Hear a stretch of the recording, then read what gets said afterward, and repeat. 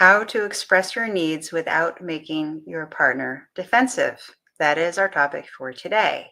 I am Shauna White, heartfelt intimacy coach, helping people in relationship to connect with themselves and their partner in a way that allows their hearts to blossom together naturally, also known as creating heartfelt intimacy that flows naturally. The subject of expressing needs. This gets to the heart of what goes on in relationships day in and day out, which is this challenge of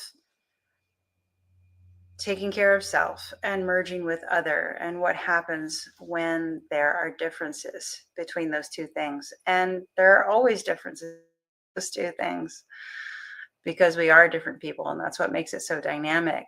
And that's what makes relationship such an amazing growth opportunity, because if we just stayed comfortable in who we are, we would never be stretched to the amazing expanse and richness and nuance that the divine has in store for us.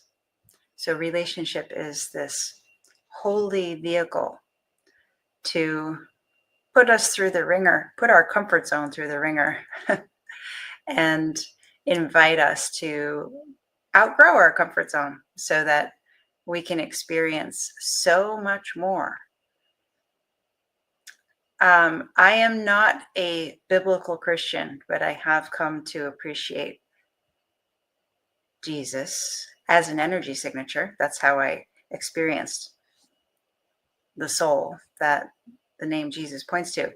But Jesus comes to mind, the story of his life. Talk about having your comfort zone stretched. I mean, he put off a lot of what some of us might choose to stay with just to keep our own comfort. Anyway, I'm getting off topic. Expressing your needs without pissing your partner off or making your partner defensive.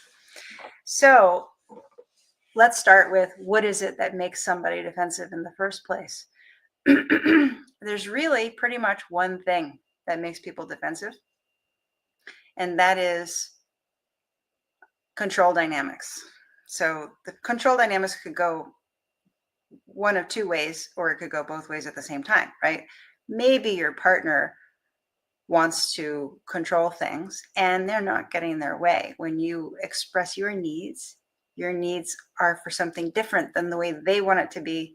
And so they can't control their life the way they want to. And they might get defensive out of trying to protect that. Or something that's very commonly present in communication with couples is that maybe you want to control the comfort of your life. This all stems from our comfort zone, our definition of what love should look like, and trying to act that out with our partner and ask our partner to act that out with us. So in order to express needs without making our partner defensive, we have to take control out of the equation. So how do we do that? If you've got a guess, or maybe you know, I'd love to hear that in the comments. Control is so subtle, because you may have noticed what I was saying earlier, which is that it wasn't about, I didn't say your partner wants to control you or that you want to control your partner, but we want to control our life. We want to make sure that we can be comfortable. We're trying to create our life to be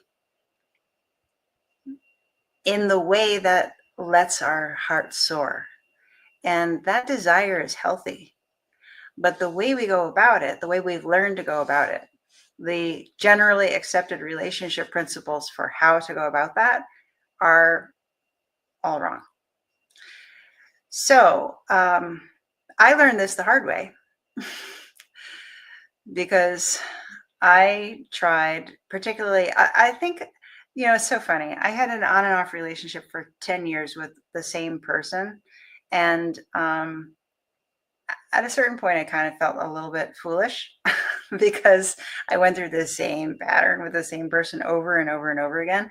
But I can't decide in retrospect whether that was a sign of stupidity or a sign of smarts, because one of the benefits of doing the same thing with the same person over and over again is that I didn't fool myself into thinking that it was actually different.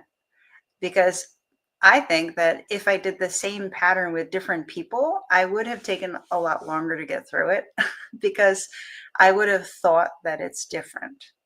And then I would have found out, oh, it's actually the same thing, different face, different story, same pattern. So my pattern was that I was trying to, I want to explain this in terms of controlling my reality. I felt really disconnected from, I sex and love felt really disconnected to me, and I will thank Penthouse Magazine and some other media sources for that. Which I had an impression from an accidental encounter with a Penthouse Magazine when I was like 10 or 11, and it just left me feeling like I saw something I didn't understand, but it looked really loveless. This objectification of this woman, and this woman wanted to be objectified, and it felt really loveless, and yet somehow she liked it, and I was really confused. And then as I grew into the age of, hormonally ready for romance, I encountered more of similar information that was about sex without love, sexual objectification, and how women could have a certain amount of power from leveraging that. And it was very confusing. And it left me, I didn't like any of that, but it left me feeling very confused and disconnected around sex. I didn't know how sex and love integrated. So what happened when I met this guy was I felt connection with him on an energetic level for the first time in my life. And something about that made sex make sense. I wouldn't go so far as to say that actually integrated sex and love. That came later in my life.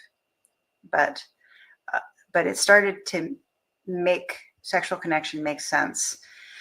And I felt like I really needed that for my own healing. So I was hell bent on trying to work it out with this guy because of that. And there were many other really pleasant things about him. And it just made me feel like the person that I wanted to be, the way I wanted to feel, I needed him in order to experience that. And that is, that's a fundamental place that a lot of us get to, that I need this person because I want to feel the way I feel when I'm with this person, or the way I felt in the beginning with this person. And it's a kind of a trap, because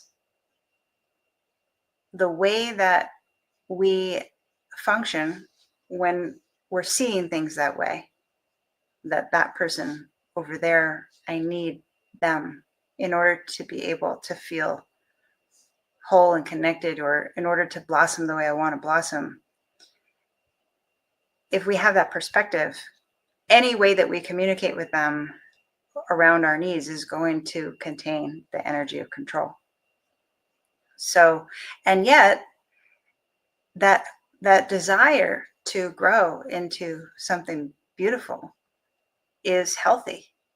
But the way that we learn to go about it is the part that perpetuates deterioration of connection in relationship, and then that breaks our heart over and over and over again. And I broke my heart in that relationship over and over and over again for 10 years until I learned to do something completely different. And what I learned to do was a way of connecting with myself that allows me to tap into the flow of the divine creating itself, which is our true nature. And when I tap into the flow of the divine creating itself through me, I can also feel the dance of the divine creating through others as well. And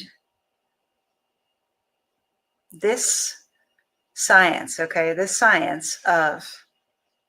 the way the control dynamics deteriorate connection and the way connecting with ourselves deeply enough to tap into flow cultivates harmonious connection.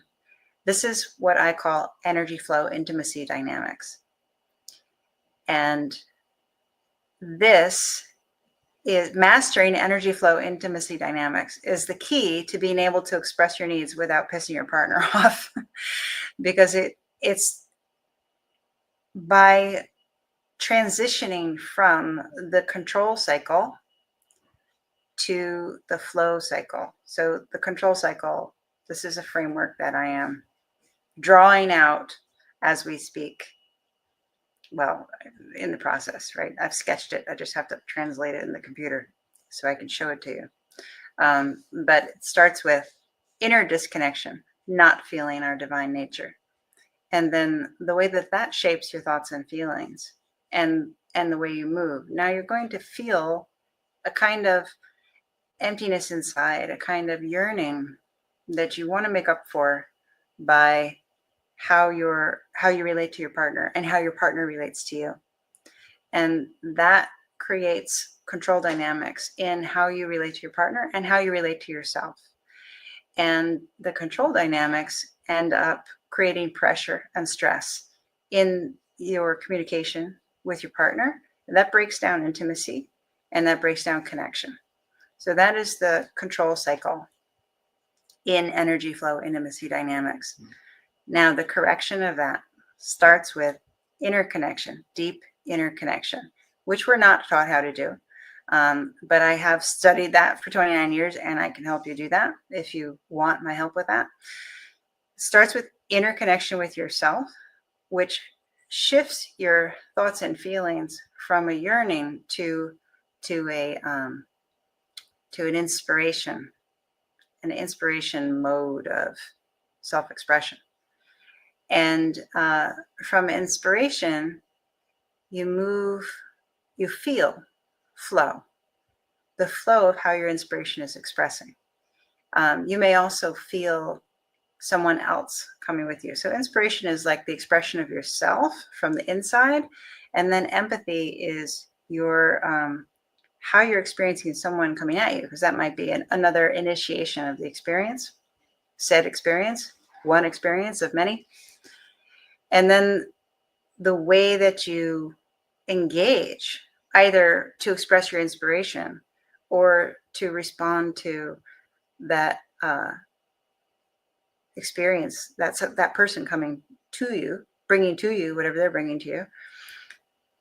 That's the flow area of the cycle. That's where you feel how to move in a way that is aligned with the energy of the divine within you. Then when you move from that place of flow, now you engage another person. And this is the stage I call empathic confluence. Empathic confluence is this really beautiful territory of dancing harmonically or harmoniously. And that the ability to do that comes from being able to feel your alignment with the divine inside and being able to feel the energy of the other and feel what feels right of how to move. And this is this area where you'll be able to express your needs without pissing your partner off, because you're feeling yourself in balance and you're feeling the other person and you're feeling the flow of communication, there's no control in that anywhere. So there's nothing to piss anybody off. The result of that is intimacy in the experience, and the result of intimate experiences is connection with the other. So mastery of energy flow intimacy dynamics allows you to create the intimacy and connection that you want in your relationship, that maybe right now you're trying to figure out how to create it by expressing your needs to your partner.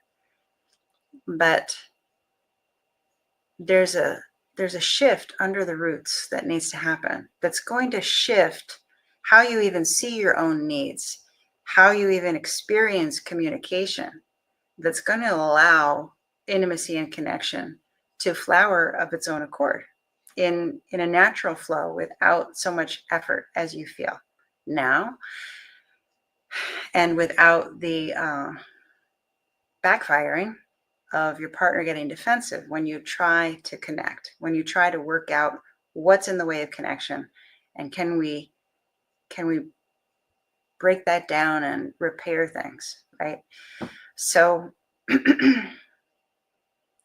I imagine that this sounds pretty abstract, and if that's the case, I don't know what to tell you about that, because when I work with people, I give you exercises that help you step by step to discover how to build the skills for the flow cycle of energy flow intimacy dynamics instead of the control cycle. And so it's an experiential process, but to talk about it, I imagine it sounds abstract, because if you haven't experienced flow, it sounds like a magical thing, that how could that even exist? But it does, and it's beautiful. So if you want to know more about what energy flow intimacy dynamics could look like in your relationship, then put the words energy flow in the comments, and I will reach out to you and we can have a conversation about it, and you can see if that's the right thing for you and your relationship or not. All right. Have a great day.